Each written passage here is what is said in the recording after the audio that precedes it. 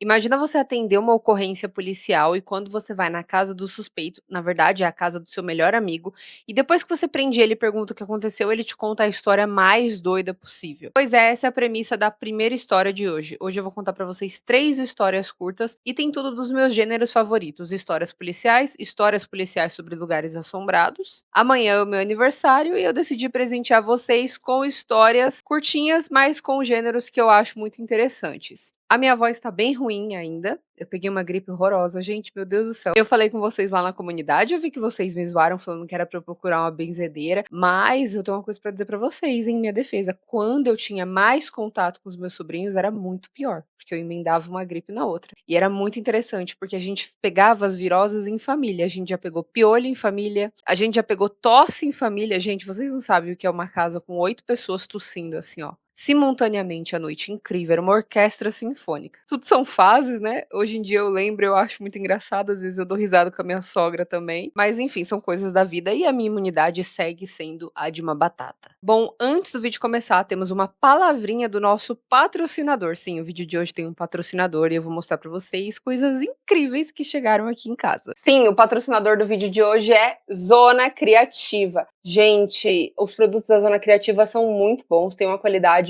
muito incrível. Eu tenho outros produtos aqui em casa que são da Zona Criativa e eles são muito bons mesmo. Aquela caneca do Eren que vocês sempre veem aqui no vídeo é da Zona Criativa e eu vou mostrar pra vocês o que eles me enviaram, que chegou aqui em casa esses dias e eu fiquei muito emocionada, tá? Primeiramente chegou uma cartinha, pausinha aí pra ler. Aí chegou este caderno aqui, olha só.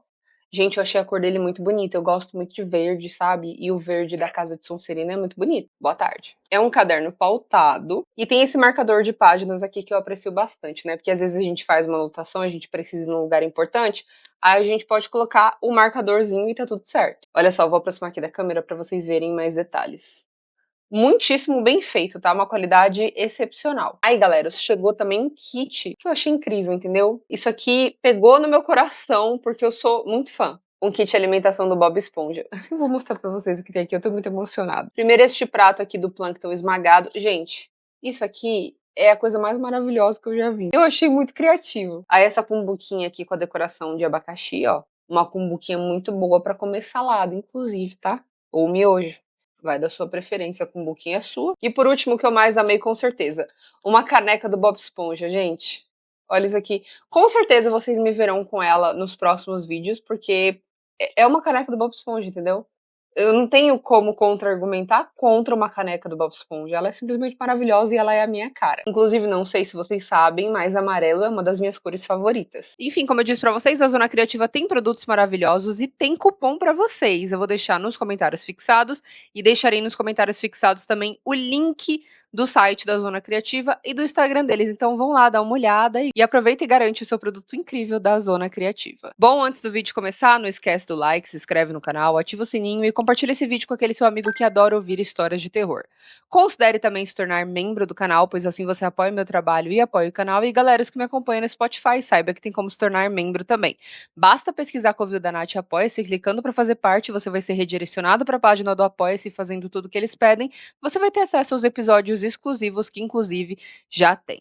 Inclusive, no Apoia-se, acabou de sair episódio novo, tá? Outra coisa é que agora o canal tem um Enjoei. Também tem a lojinha aqui do canal e comprando através do meu link você apoia e muito o canal. E falando em apoiar o canal recebeu mais um apoio. Eu li sua mensagem, você pediu assim pra eu não te responder, mas venho aqui agradecer. Muito obrigado pelo apoio e muito obrigada pela mensagem. Enfim, acho que vocês já sabem, peguem os seus crochês, seus tricôs, suas águas, seus cafés, peguem as suas costuras, suas academias, peguem os seus antigripais, no meu caso. E oi, eu sou a Nath e vamos logo pro vídeo de hoje. Eu sou policial há quase 3 anos. Todos os dias, meu alarme toca exatamente às 10 horas. Eu vou pra academia, tomo um banho, preparo as minhas refeições pro dia e sigo pra delegacia para trabalhar no turno da noite.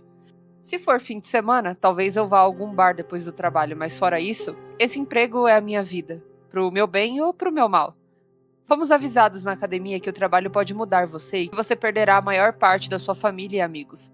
Às vezes, a perda se deve às diferenças de opinião política, outras vezes à falta de tempo livre e, em outras ocasiões, aos nossos acessos de raivas causados por um esgotamento externo. Mas seja qual for o motivo, essas pessoas não são facilmente substituídas. O trabalho consome todo o seu ser e impede que você conheça novas pessoas, não sejam outros policiais. Para minha surpresa, as palavras do meu instrutor se provaram verdadeiras em menos de 3 anos. Bom, exceto pelo caso do Ethan. Ethan e eu somos melhores amigos desde a primeira série, e mesmo com o meu horário de sono irregular, meu cansaço externo e a minha incapacidade de fazer planos, ele nunca hesitou. Eu era uma criança quieta, mas o Ethan, ele não era. Ele sempre guardava um lugar para mim no ônibus e mesmo sem conhecê-lo, eu ficava animado por ter alguém para sentar do meu lado. Com o tempo, ele se esforçou mais e eu me abri. Um dia no ensino médio durante o almoço, lembro de ter perguntado por que ele sempre guardava um lugar para mim, esperando que ele me dissesse que queria ser meu amigo ou que gostava da minha lancheira ou alguma besteira do tipo. Ethan tirou seu sanduíche da icônica bandeja vermelha e deu uma mordida antes de dizer: "O garoto que parou depois de você cheirava palitos de peixe puro, e eu precisava garantir que ele não se sentasse mais comigo." Esse era o Ethan. Ele não era popular de jeito nenhum, mas nunca lhe faltou confiança ou integridade.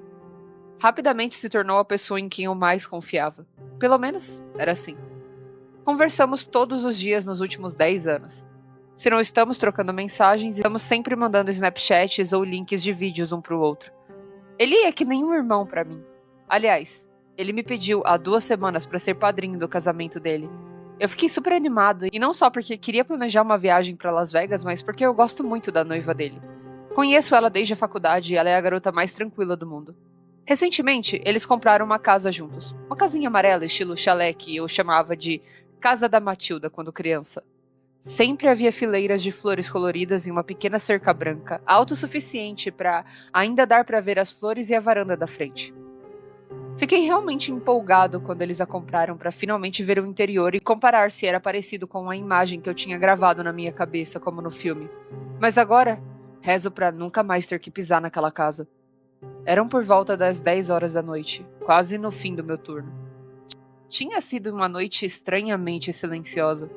Eu estava terminando meu último gole de café no posto de gasolina quando o chamado foi feito e a quebra de silêncio foi tão repentina que eu cuspi um pouco do café, que escorreu até o microfone do meu rádio. Quando fui pegar um guardanapo, tive uma sensação de déjà vu. Talvez eu seja só desleixado e use muitos guardanapos, mas a situação era tão crítica, mas eu tinha certeza de que a atendente estava prestes a me enviar para a prioridade. Tanto que, antes mesmo dela terminar e chamar o meu crachá, meu dedo já estava no interruptor. "Despacho para 822", ela gritou. "822, pode prosseguir." Respondi com o dedo ainda pairando no ar. "Dirija para o endereço..." Devido a uma ligação para o 911 que foi interrompida. A central de atendimento ouviu gritos altos antes da ligação ser desligada. Prioridade autorizada. Não é sempre que conseguimos autorização prioritária nessa cidadezinha, então estaria mentindo se dissesse que não fiquei um pouco empolgado ao ligar os faróis e ouvir a sirene ecoar pelas ruas vazias enquanto me dirigia para o local da ocorrência. Levei uns 4 segundos para que o choque da adrenalina diminuísse o suficiente para reconhecer o endereço. Adivinha só? Era a casa do Ethan. Cheguei no local e a porta da frente estava entreaberta. Em qualquer outra casa, minha mão estaria na arma se já não estivesse estendida ao meu lado. Mas essa era a casa do meu melhor amigo, da minha família. Num instante, todo o protocolo policial sumiu da minha cabeça e foi substituído por preocupação. Empurrei a porta e gritei: "Ethan! Lauren!" Nada, sem resposta. Virei a esquina e olhei para o alto da escada. Havia sangue espalhado por todas as paredes, contornando a parede mais distante e chegando até a cozinha. Havia uma poça de sangue no chão da cozinha. A parte superior da minha bota respingou no sangue antes que eu pudesse tropeçar para trás. "Meu Deus! Jesus Cristo!" eu murmurei.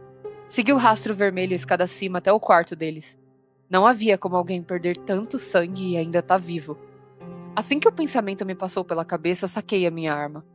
Forcei a porta do quarto com a bota, deixando uma pequena mecha de sangue na porta branca e impecável que já estava salpicada de gotas. Ethan estava encolhido num canto do quarto agarrando uma faca. Seus olhos estavam arregalados e a sua mandíbula batia. Estava irreconhecível. "Ethan? Que droga, cara!" Enquanto eu ia oferecer ajuda, meu instinto policial se sobrepôs às minhas emoções de civil. Ele estava coberto de sangue. E não era só ele, mas a faca também. 822, tá me ouvindo? Eu balancei a cabeça negativamente, tentando me recompor. Segurei a minha arma em uma das mãos abaixada. 822, negativo. O quê? Perguntei à central.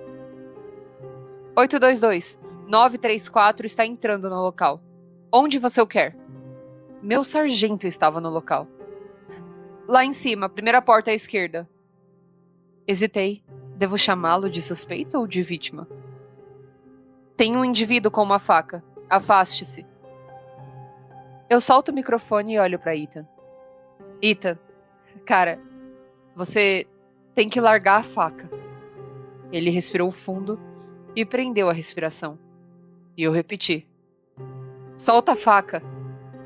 Ele soltou a faca e deixou escapar um soluço que ainda me arrepia só de pensar.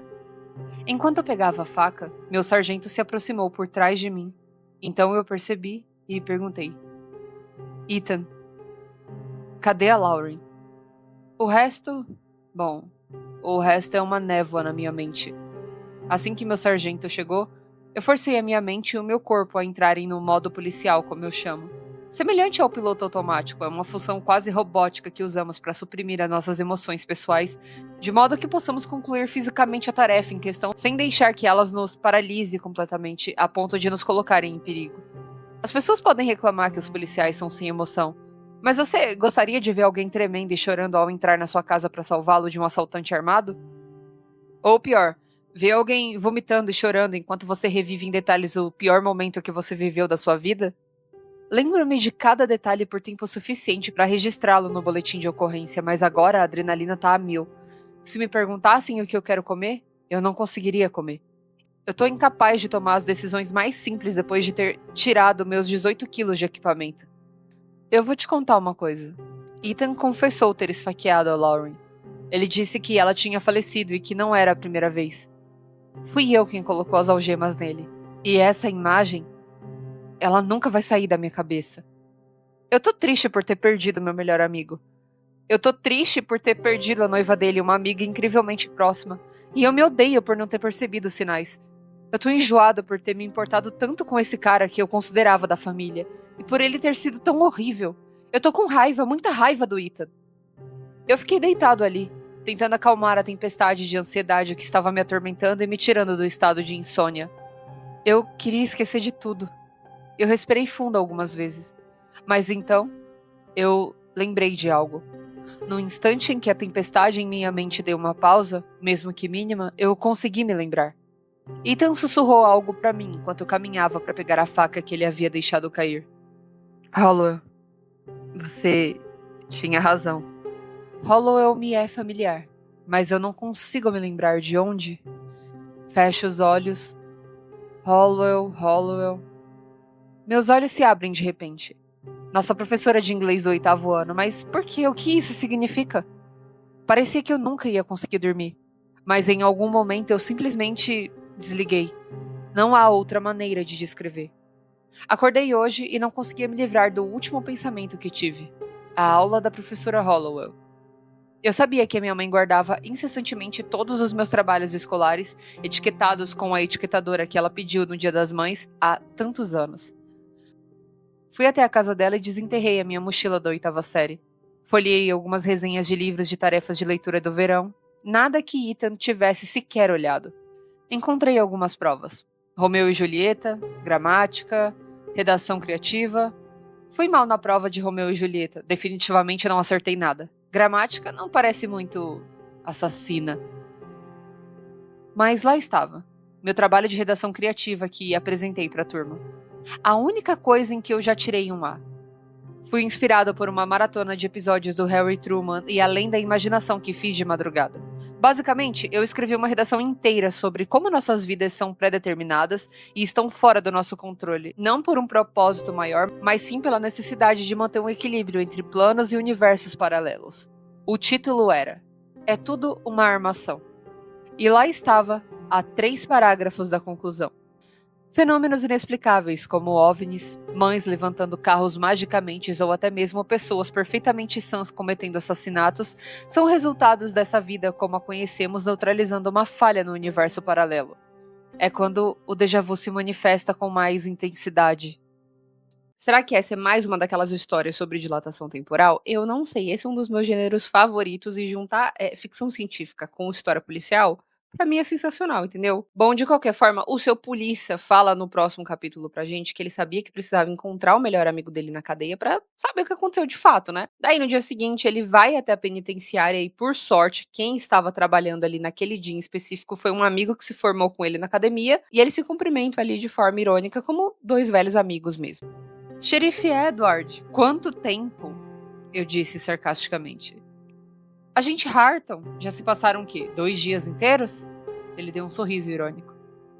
Na verdade, eu tô aqui pra dar seguimento a um caso de homicídio. O caso do Ethan. Você poderia encontrar uma cela pra conversarmos? Ele respirou fundo e olhou pro lado. Cara, a gente tá meio ocupado hoje à noite. Lua cheia, sabe como é? O único cômodo que temos não tem câmeras de gravação sofisticada e nenhum sistema de áudio, só vigilância normal. Perfeito, eu disse, e era verdade. Ethan entrou arrastando os pés na sala e sentou-se enquanto os policiais prendiam seus punhos à mesa. Ele parecia frágil, parecia meio ausente. O que você quis dizer com Hollowell? Ele ergueu lentamente a cabeça e nossos olhares se encontraram. Você tinha razão. Razão sobre o quê? Eu perguntei. Ele balançou a cabeça quase confuso. Deve haver algum problema, não entendo. Sua voz ficou trêmula. Respira fundo, eu disse. Ele inspirou. Começa do começo. Eu tô te ouvindo. Ele soltou a respiração e disse. Eu tava na cozinha e de repente eu tive o déjà vu mais intenso que já senti. Eu tava cortando uma laranja para fazer um suco e no instante em que senti o cheiro da laranja, tudo me atingiu. Eu não só senti como se já tivesse vivido aquilo, como também tinha certeza absoluta de que alguém estava prestes a invadir a minha cozinha para me matar. Suas mãos tremiam. Eu sabia que ele estava com vontade de fumar. Não que ele fosse fumante propriamente dito, mas fumava quando tinha vontade e como ele tinha vontade. Ele continua. Eu agarrei aquela faca como se a minha vida dependesse disso e, assim que eu ouvi a porta de correr ranger ao abrir... Era a Lauren? Eu perguntei. Não. Quer dizer, sim. Eu não sei de droga nenhuma. Era sem rosto. Eu só sabia que a minha vida estava em perigo. Cara, eu sabia. Eu peguei a faca e os esfaqueei. Aquilo, seja lá o que fosse. Tentei ao máximo acompanhar, mas ele não estava falando coisa com coisa. Ethan, você tá dizendo que achou que a Lauren era uma intrusa? É, eu acho que sim, mas aí de repente, eu a vi. Era a Lauren. Assim que eu vi o rosto dela, eu tentei segurá-la, mas ela correu em direção às escadas e, quando se virou, não era mais ela. Então se abaixou para esfregar os olhos com as mãos algemadas. Foi uma falha, não tem outro jeito de descrever isso. E onde tá a Lauren agora? Eu perguntei. Ele abaixou a cabeça e seus olhos se arregalaram. Eu não sei, eu juro por Deus. Ela estava na minha frente, de repente, simplesmente sumiu. Esse não era o Ethan que eu conhecia. Ele parecia tão inseguro. Perdeu toda a confiança. Quantas bebidas você tomou antes disso acontecer? Uma. E você sabe que não me afeta em nada, Nick. Ele tinha razão. Eu sabia que uma bebida não afetaria ele nem um pouco. Certo. Tem mais alguma coisa que você queira, algo que esteja faltando? Seus olhos finalmente encontraram os meus. Eu não sei mais de nada. Eu perdi totalmente a noção da realidade. Eu nem sei se você é você ainda. Ele tá tendo algum tipo de colapso nervoso? Eu não sabia o que pensar sobre o meu encontro com Ethan. Claro, algumas perguntas foram respondidas, mas muitas outras surgiram. Tudo que eu podia fazer era analisar as evidências. As amostras de sangue e as impressões digitais demorariam um pouco para ficarem prontas. Os laboratórios estão sobrecarregados e tem sido assim desde que me lembro. Em seguida, decidi investigar a cena do crime. Embora a casa Matilda sempre tenha me fascinado, Eu nunca tinha tido acesso aos registros policiais até começar a trabalhar aqui. Eu fiquei pensando se poderia ter havido uma série de arrombamentos na vizinhança ou algum histórico relacionado à casa. O que descobri em seguida foi perturbador. Claro, já havia ocorrido um arrombamento pela porta do vizinho antes. Aliás, foi exatamente no mesmo minuto do dia. Mas o detalhe é que aconteceu há 7 anos. Os antigos donos da casa tiveram a casa invadida e o marido foi atacado enquanto estava na cozinha. A esposa estava viajando. Fiquei chocado por não ter ouvido falar disso, por ser uma cidade tão pequena, mas descobri que o invasor era um genro distante e, felizmente, ninguém morreu. Mas só porque o dono conseguiu imobilizar o agressor, o seu genro, até a chegada da polícia. Houve até uma reportagem na época que dizia que ele devia ter um anjo da guarda ao seu lado naquela noite, já que o genro estava armado e com toda a intenção de usar a arma, mas o dono o segurava com tanta força que ele não conseguia alcançá-lo. Dei meu antigo ensaio mais uma vez para procurar por qualquer outra coisa que pudesse ter feito Ethan se apegar a ela. Lá estava, perto do final. Mas às vezes, nossos momentos de déjà vu podem ser ecos. Ecos da história, ecos da energia ou até mesmo ecos de vibração.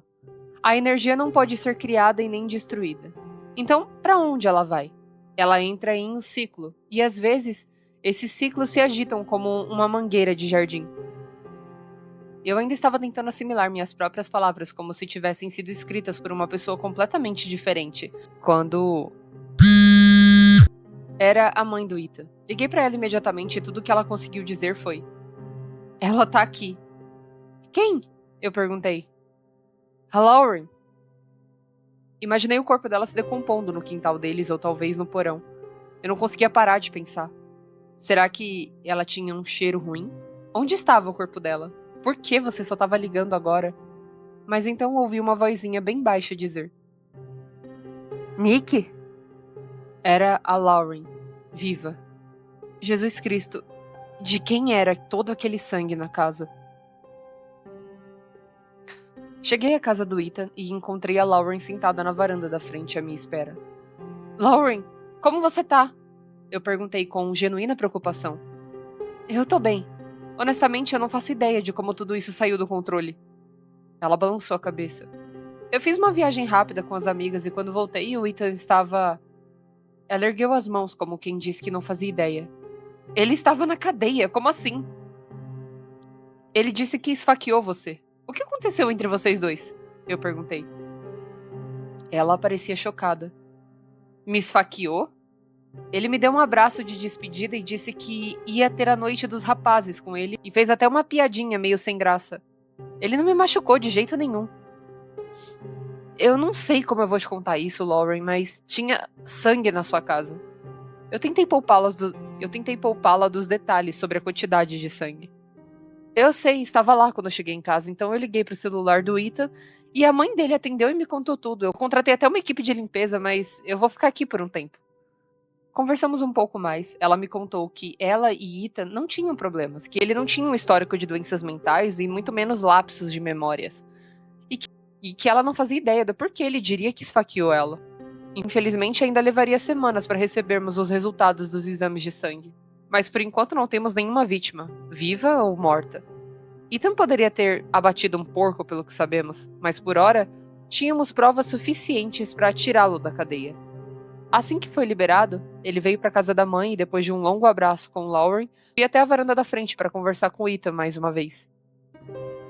"Ethan, o que aconteceu, cara?"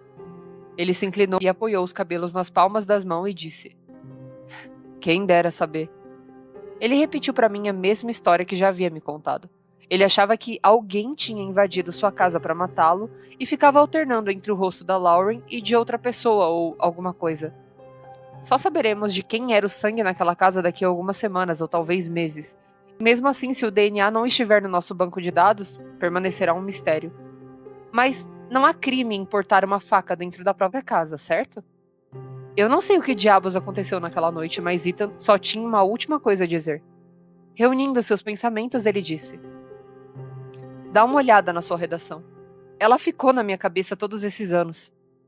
Então fui até a minha caminhonete, peguei a minha redação e ficamos sentados juntos observando a chuva cair naquela noite fria de janeiro. Acontece com todo mundo, só que de maneira diferente. Alguns de nós simplesmente terão uma sensação de déjà vu enquanto comem o cereal matinal, enquanto outros vivenciarão fenômenos que mudarão suas vidas, mas todos nós experimentaremos um eco em algum momento. Em 1842, descobriu a lei da preservação da energia. Simplificando, a energia não pode ser criada e nem destruída.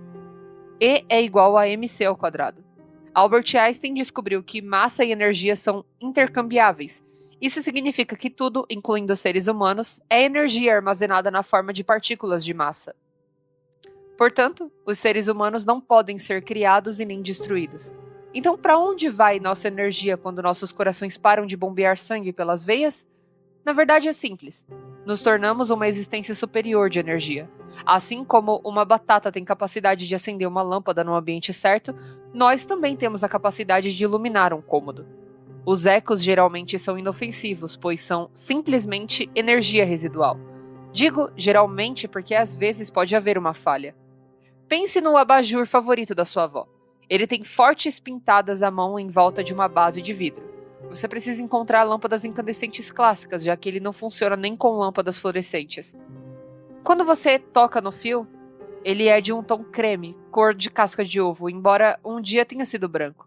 Ao girar o botão para ligar, você precisa parar exatamente no clique certo, senão ele desliga imediatamente se você girar demais.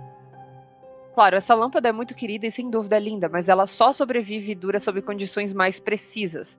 A lâmpada certa, o interruptor na medida certa. Mas um dia, mesmo fazendo tudo certinho, a lâmpada queima e o fusível, puf, ele quebra. Às vezes, o mundo em nós apresenta falhas. Talvez não tenhamos usado a lâmpada certa naquele dia, ou talvez não tenhamos acendido o interruptor corretamente. É nesses momentos que você ouve aquela voz sussurrando suavemente em seu ouvido de que algo está errado e que você precisa seguir o seu verdadeiro caminho. Minha mãe tinha uma amiga que quase foi para a faculdade, mas acabou virando cabeleireira. Todo mundo a criticava muito, mas tudo que ela dizia era que tinha feito o que sabia que devia fazer. Claro, as pessoas achavam que ela era hippie e que tinha escolhido o caminho mais fácil. Mas quando ela se tornou uma cabeleireira que ganha 6 dígitos com um marido perfeito e filhos, enquanto a outra amiga que foi para a faculdade só termina divorciada e alcoólatra, quem pode dizer que não podemos seguir os nossos próprios caminhos? Existem, porém, um outro tipo de problema, um mais sinistro. Às vezes ouvimos tudo perfeitamente e fazemos tudo exatamente como planejado, mas mesmo assim, um fusível queima. Talvez tenha havido um vazamento na caixa de energia fora do nosso controle ou uma tempestade tenha passado. Esses problemas são imprevisíveis e podem gerar ecos.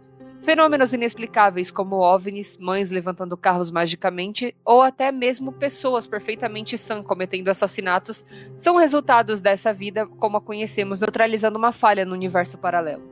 É quando o déjà vu se manifesta com mais intensidade. Mas às vezes, nossos momentos de déjà vu podem ser ecos. Ecos da história, ecos de energia ou até mesmo ecos de vibração. A energia não pode ser criada e nem destruída, então para onde ela vai? Ela entra em um ciclo, e às vezes esses ciclos se agitam como uma mangueira de jardim. Eu já vi isso acontecer, sabe? Bom, ainda não, mas eu sei que um dia vai acontecer.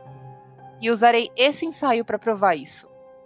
Bom, infelizmente a história acaba por aqui de maneira abrupta, então imagino que fique aí para nossa imaginação. A ideia central dessa história é que nada desaparece e que tudo continua existindo como energia. E que às vezes essa energia vaza e ecoa na nossa realidade. Nesse caso, ecoou de uma maneira bem trágica. Eu tenho a teoria de que o Ethan provavelmente acabou se encontrando com aquele cunhado distante que é mencionado ali num crime que aconteceu há 200 anos atrás naquela mesma casa.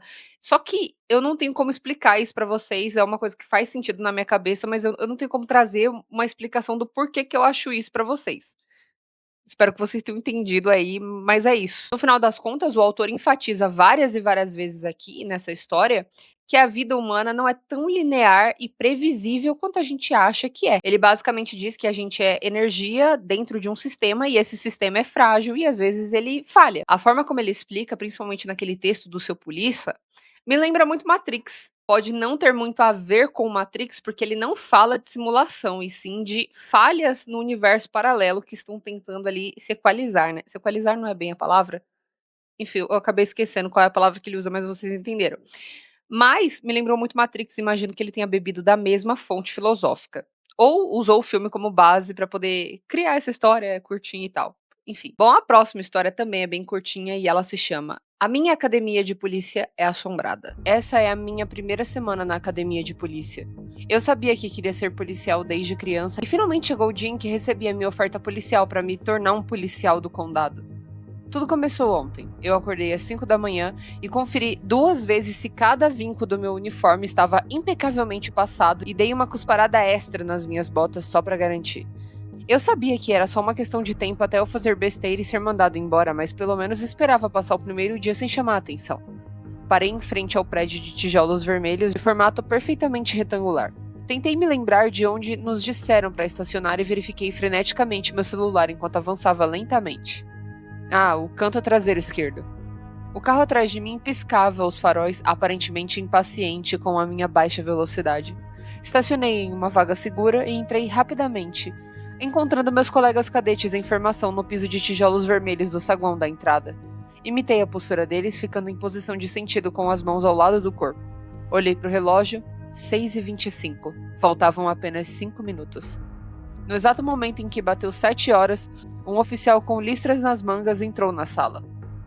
Sentido! Todos endureceram suas posturas. Com quantas flexões devemos começar o dia? Estava pensando em pegar leve com vocês e começar com 10. O que vocês acham? Hilligins? Meu coração quase saltou da camisa quando ele disse meu nome. 10 parece bom, senhor, respondi. Pois é uma pena para vocês, ele berrou. Já que alguns de vocês acham que é normal mandar mensagens ao dirigir, nós vamos a 100 por hora. Droga, era ele o farol atrás de mim no estacionamento. Eu comecei mal, completamente encharcado ao terminar as minhas 100 flexões. Ainda assim, fiquei feliz por não ter sido o último a terminar. Na verdade, eu fui um dos primeiros. Fomos para a sala de aula e eles começaram com alguns itens básicos de limpeza doméstica fornecidos pelo Sargento Lang. Aqui a gente não paga por serviços de limpeza diárias.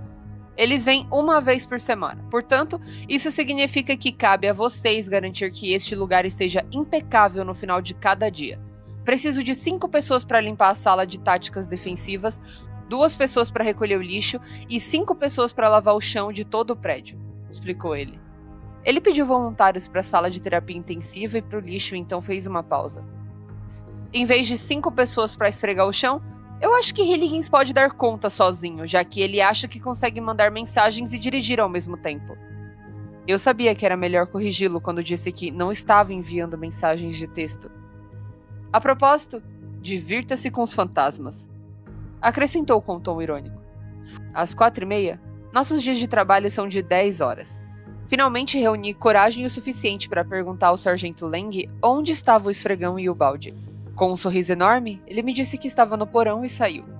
Levei quase 1 hora só para encontrar o maldito porão. Nenhuma das escadas levava ao subsolo e perguntei a todos os outros cadetes, mas ninguém sabia de nada. Comecei a perceber que ele poderia estar me pregando uma peça, mas eu sabia que o chão precisava ser lavado. Vocês por acaso viram alguma coisa do tipo em algum lugar? Eu perguntei aos rapazes na sala de terapia comportamental quando eles terminaram.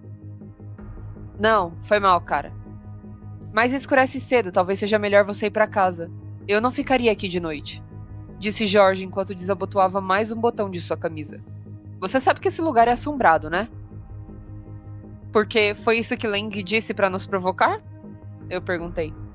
Não, porque o meu pai estudou nessa academia e me contou todas as coisas estranhas que aconteceram quando ele estava aqui.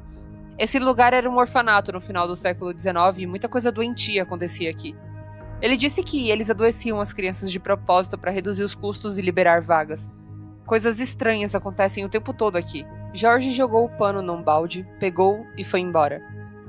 Boa sorte aí, mano, acrescentou. Resolvi ir até a rua e comprei um esfregão em um balde. Já estava escurecendo e eu sabia que levaria horas para esfregar o lugar inteiro. Depois de umas 2 horas esfregando por volta das 8, foi quando aconteceu a primeira das coisas.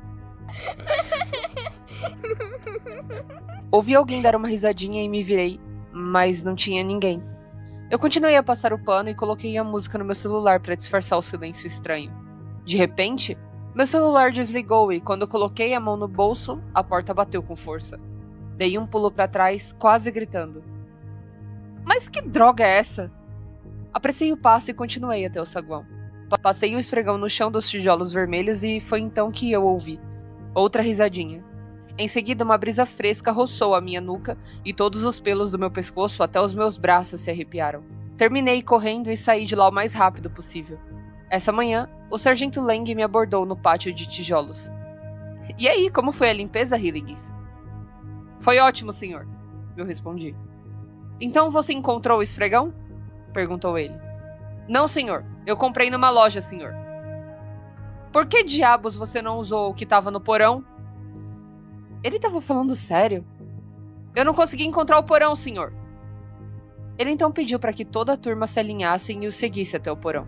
Caminhou pelo corredor, passando pelas salas de aula, pela sala de tecnologia e entrou na sala de equipamentos.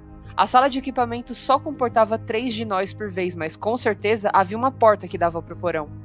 O porão tinha um chão de terra batida e paredes de pedra. Havia equipamentos velhos espalhados por todo lado e, como esperado, o maldito esfregão e o balde estavam bem na beira do último degrau. Depois de uma pequena visita ao porão, voltamos para o andar de cima. Pouco antes de eu fechar a porta, já que eu era a última pessoa a subir, o esfregão caiu. O sargento Lang também ouviu o barulho e sorriu ao dizer: Ah, e os fantasmas não gostam quando você desce ao porão. Divirta-se esfregando o chão hoje à noite. Agora é a hora do nosso almoço, mas eu tenho que voltar pro porão, irritar uns fantasmas e esfregar o maldito chão hoje à noite. Eu estava tentando pensar em como evitar ir pro porão e decidi esperar até que todos fossem embora na terça-feira e usar o esfregão do meu carro. Ah, como eu estava enganado. Quando chegou a hora da dispensa, o sargento Lang veio até mim. Ah, mais uma coisa. Eu preciso que você traga todas as pistolas de borracha do porão pro nosso treinamento amanhã. Elas estão no canto direito do porão. Ele sorriu antes de acrescentar: Boa sorte hoje à noite. Ainda estava claro, então planejei esfregar o chão como um louco e tentar sair dali antes que escurecesse. Corri até a porta do porão e agarrei a maçaneta. Trancada. Mas que droga! Procurei a chave por toda parte, mas não a encontrei. Corri para o escritório dos fundos para tentar alcançar o sargento Lang, mas as únicas pessoas que restavam em todo o prédio eram os cadetes da limpeza. Ah, ele só pode estar de sacanagem com a minha cara. Parei um minuto para pensar nas minhas opções. Isso aqui não era como a faculdade. Eu não podia simplesmente dizer ao sargento Lang que a porta estava trancada e que era por isso que eu não tinha pego as armas de borracha. Eles não aceitariam uma desculpa dessas na academia. Pois é, parece que eu vou ter que arrombar essa maldita fechadura idiota. Primeiramente, eu peguei o meu celular e comecei a pesquisar vídeos no YouTube sobre como abrir uma fechadura. O vídeo mais útil me mostrou um método usando uma faca que eu tinha no carro. Assisti ao vídeo e então apontei a faca para a fechadura. Com o máximo de cuidado, consegui encaixar a faca na fechadura e então a ponta quebrou, voando para o outro lado do cômodo. Fui até lá para pegar o objeto com cuidado para que ninguém o pisasse e, quando me abaixei, a porta se abriu de repente e bateu com força na parede. A vibração do impacto me fez perder o equilíbrio e cair de bunda no chão. Minha primeira reação não foi de alívio. Eu fiquei apavorado. Eu sentei-me no chão por um instante antes de me levantar. Olá? Eu perguntei. Silêncio total. Prestei atenção e pude ouvir os funcionários da sala de terapia ocupacional fechando e saindo antes mesmo de eu começar a minha tarefa. Enchi meus pulmões com uma respiração profunda e estendi a mão para o interruptor de luz. O porão se iluminou e pude ver o balde amarelo do esfregão ainda de pé na escada. Desci as escadas com cuidado, agendo alto a cada passo. Por sorte, vi imediatamente a caixa aberta de pistolas de borracha. Corri até lá, peguei-as e... A porta bateu com força e eu fiquei paralisado, com as minhas mãos tremendo e mal conseguindo segurar a caixa. Encarei a porta fechada, senti uma brisa fria percorrer o meu pescoço e bem na hora em que ia tirá-la, ouvi-as começar a rir baixinho. Pessoal? Eu perguntei. O riso ficou mais alto. Era o riso de uma criança. Larguei a caixa e subi correndo as escadas. Agarrei a alça e com todo o meu peso, empurrei-a com um ombro. Não abriu. Droga! Eu gritei. Tentei manter a calma, mas estava morrendo de medo. Procurei algo que pudesse usar, percebi que as dobradiças estavam do outro lado da porta e por um instante, me arrependi por não ter pensado em tirar a porta das dobradiças antes, quando tentei descer as escadas. Fechei os olhos e respirei fundo. Através das minhas pálpebras, vi tudo escurecer. Abri os olhos, mas não vi nada. As luzes se apagaram. Sacudi os braços contra a porta e gritei com toda a força dos meus pulmões. Assim como se fechara da outra vez, ela se abriu de repente. Atravessei-a sem cerimônia, agradecido por estar fora do porão. Não conseguia acreditar que ainda estivesse claro lá fora. Não me importava quantas flexões eu teria que fazer, eu não ia voltar para aquele porão. Eu peguei o esfregão no carro e limpei o chão da academia sem grandes incidentes, exceto pela sensação incômoda de estar sendo observado. Uma parte de mim pensava que era o Sargento Lang me observando, a outra parte pensava nas risadinhas das crianças. Ontem de manhã, o Sargento Lang me abordou nos tijolos vermelhos. Hilligan, onde diabos estão as armas de borrachas que eu pedi para você trazer do porão? Eu tentei, senhor, mas eu tive problemas com a porta do porão, senhor. Que desculpa esfarrapada é essa? Ele gritou. Muito bem, cadetes. Todos vocês vão fazer agachamentos até o Hilligans voltar com aquelas pistolas de borracha que eu mandei. Que droga! Eu corri até a porta do porão que estava entreaberta, acendi as luzes e olhei em volta. A caixa estava no chão, onde eu a havia deixado cair. Desci as escadas correndo, peguei a caixa e subi as escadas correndo de novo. Assim que pulei para o último degrau, a porta bateu na minha cara. Essa é a última coisa que me lembro antes de ver o rosto do Sargento Lang sobre o meu corpo imóvel no chão. Jesus Cristo, filho! Murmurou ele. Ele me ajudou a subir as escadas e, depois de ver os cortes e vergões nos meus braços e pernas, perguntou: Você caiu da escada? Refleti bastante tentando me lembrar do que havia acontecido. Sei lá, eu acho que sim. Essa foi a vez que o vi mais calmo. Ele não gritou, não me repreendeu.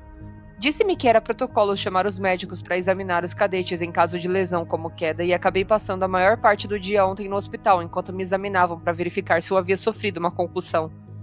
Eu não sei exatamente o que aconteceu naquele porão, mas eu fico feliz que uma das últimas coisas que o Sargento Lang me disse ontem foi que eu estava livre das tarefas domésticas. Contei ao meu pai o que aconteceu no hospital.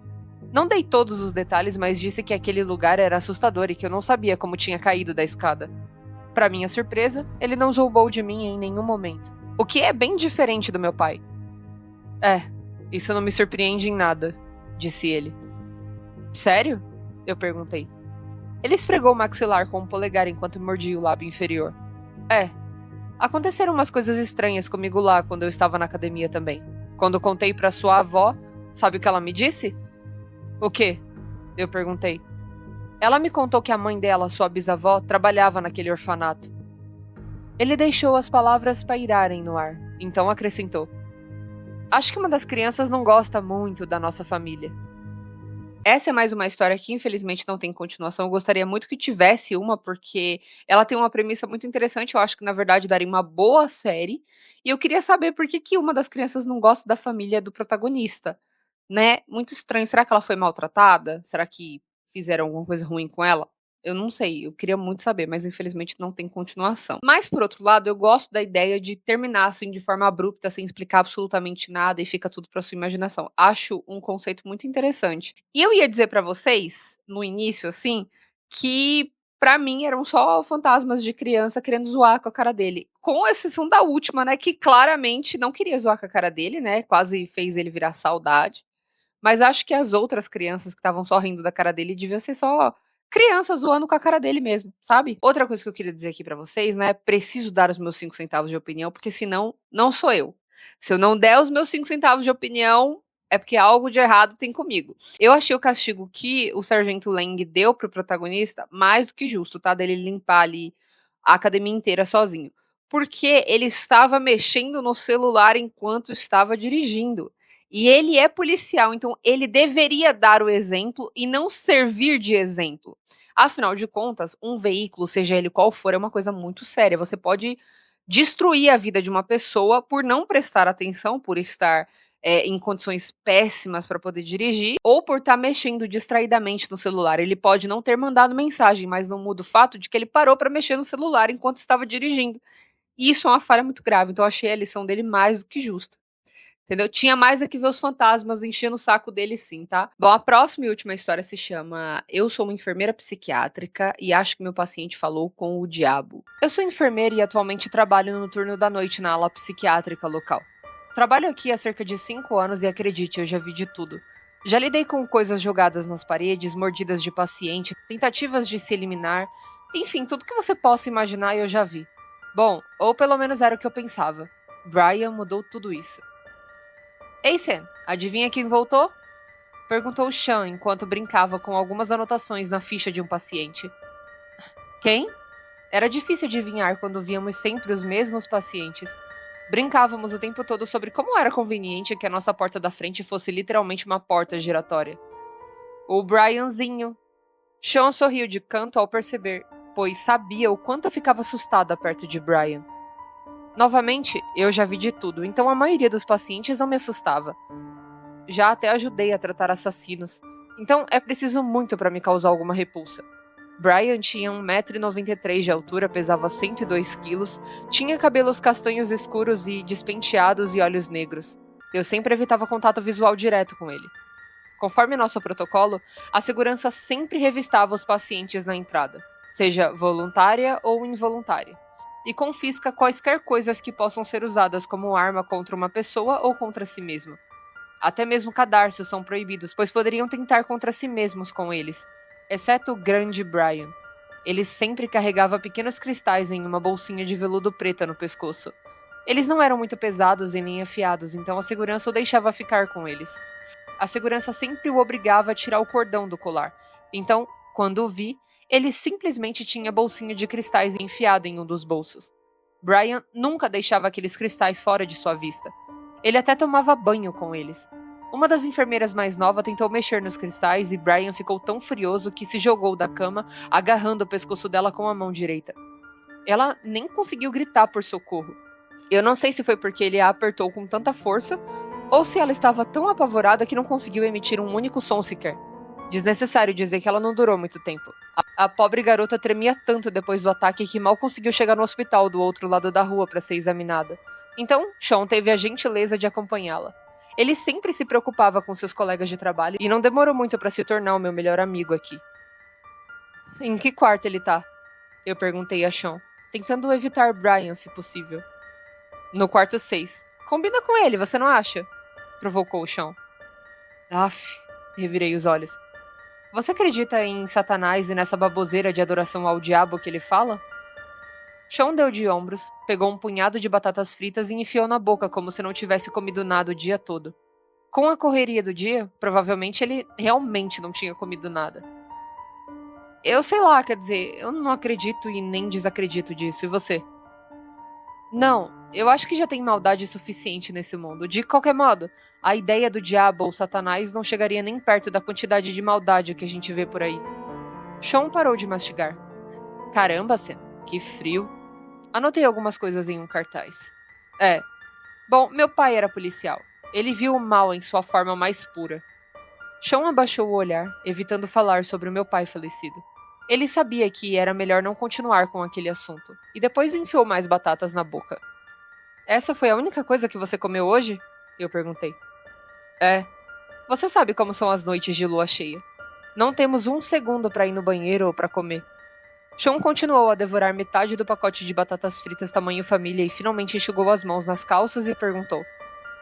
Então, você vai acabar na sacola do grande Brian hoje à noite? Sacudi fisicamente aquele pensamento assustador para afastá-lo.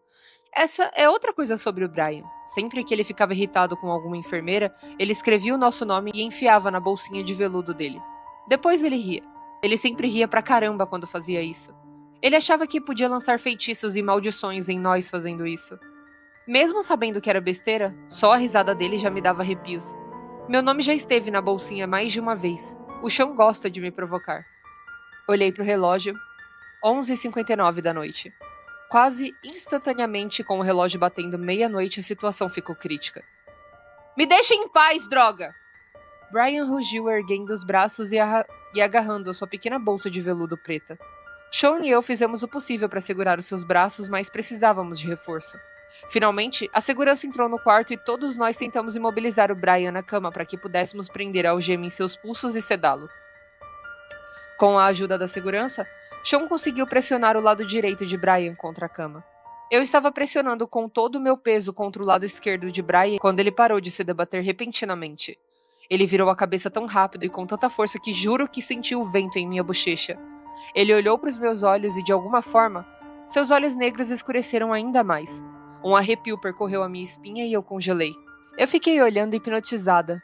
Brian deitou lentamente sua outra metade na cama e, como se um véu tivesse sido levantado, ele parou de gritar e esboçou um sorriso. Eu tô bem, disse ele. Hesitamos em soltá-lo, mas depois de cerca de um minuto, finalmente o liberamos e o observamos deitado na cama, rindo baixinho para si mesmo. Ele abriu sua pequena bolsa de veludo preta, tirou um pedaço de papel do bolso e o colocou dentro da bolsa. Seu sorriso se alargou quando ele inclinou a cabeça e olhou diretamente para mim. Antes mesmo que eu pudesse perguntar, Brian disse: Enfermeira Samantha, você está na minha bolsinha agora. Brian fechou os olhos, jogou a cabeça para o travesseiro e começou a recitar: Louvado seja Satanás, glória a Satanás, o pai da terra, e a Lúcifer, nossa luz guia, e a Belial, que caminha entre os mundos, e Lilith, a rainha da noite. Assim como era no vazio do princípio, agora e sempre será o reino de Satanás sem fim. Pronto, esteja feito. Samantha é a próxima. Brian acabou cedendo e o deixamos em seu quarto enquanto fazia uma pausa. Sean acendeu um cigarro e estendeu o maço na minha direção, oferecendo-me um. Foi uma daquelas noites, ótimo. Normalmente eu não fumo, mas em noites difíceis, eu pego um cigarro do Sean. Você tá preocupada com essa droga de feitiço? Perguntou Sean, dando uma tragada. Não, eu menti. O ar ficou pesado pelo resto da noite. Eu senti um peso constante no meu peito e só queria chegar em casa. Quando finalmente terminei, fui direto pra cama e tive os piores pesadelos da minha vida. Sonhei que estava na cena de crime com meu pai enquanto ele perseguia um assaltante de banco. Tentei ao máximo abraçá-lo, mas as minhas pernas não eram rápidas o suficiente. Vi meu pai alcançar o bandido apenas para ser atingido por um tiro direto na cabeça e cair no asfalto. Eu nunca consegui alcançá-lo.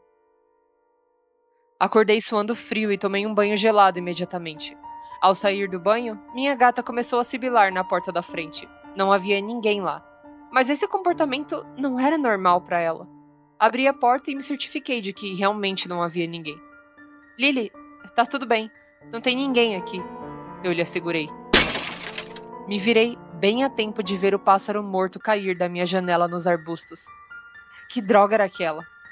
Como se minha manhã já não tivesse sido assustadora o suficiente, o telefone começou a tocar no volume máximo, apesar de eu sempre deixá-lo no modo de vibrar. Alô? Eu respondi. Do outro lado da linha, só se ouvia a estática. Afastei o telefone da orelha e verifiquei o número. Privado. Alô? Perguntei de novo. Você é. Minha. Deixei meu celular cair no sofá e tapei a boca com a mão. Me apressei para me arrumar para o trabalho, vesti meu uniforme rapidamente, entrei no carro e voltei para o trabalho. Vi todas as enfermeiras reunidas em volta da recepção cochichando, o que não era comum. O que está acontecendo? Perguntei a Sean. Brian escapou ontem à noite. Como assim? Como é que isso é possível? Eu quase gritei.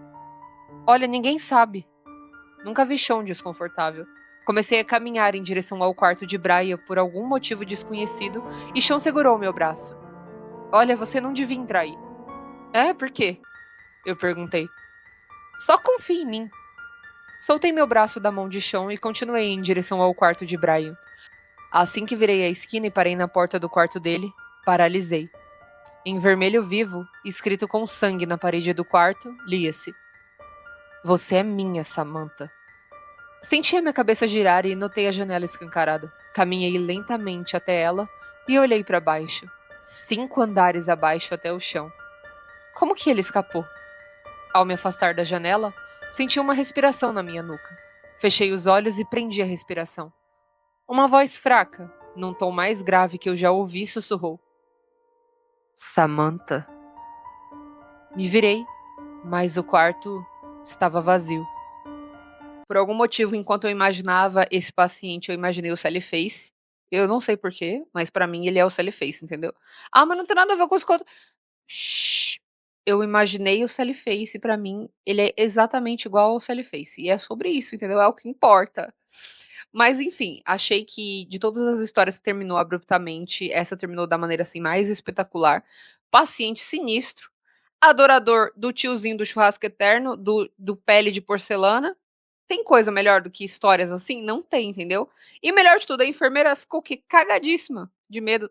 eu também estaria cagada de medo no lugar dela. Enfim, esse foi o vídeo de hoje, me desculpem aí as falhas que minha voz teve, essa gripe realmente foi muito forte, acho que foi uma das piores, e estamos ainda no mês 4. Tem o resto do ano para eu reclamar ainda com vocês sobre viroses. Enfim, eu vou ficando por aqui e até a próxima. Fui.